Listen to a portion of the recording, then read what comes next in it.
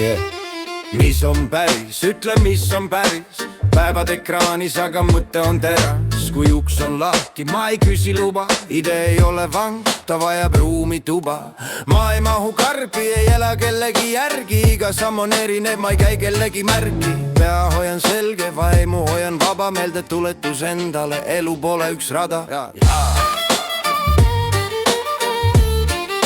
Elu pole üks rada.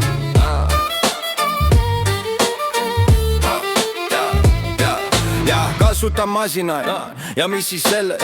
Ilma ideeta ei juhtu mitte midagi. Ausalt, masin ei mõtle, kui suunda pole ees. Ta ootab inimest, kes näitab kuhu tee. See võtab päevi, katset muutmist aega. Mitte üks mõte sisse ja kohe valmis saama. Ma õpin, ma kuulan, ma muudan, ma näen. Iga samm viib lähemale, kuni kõlab nii nagu peab.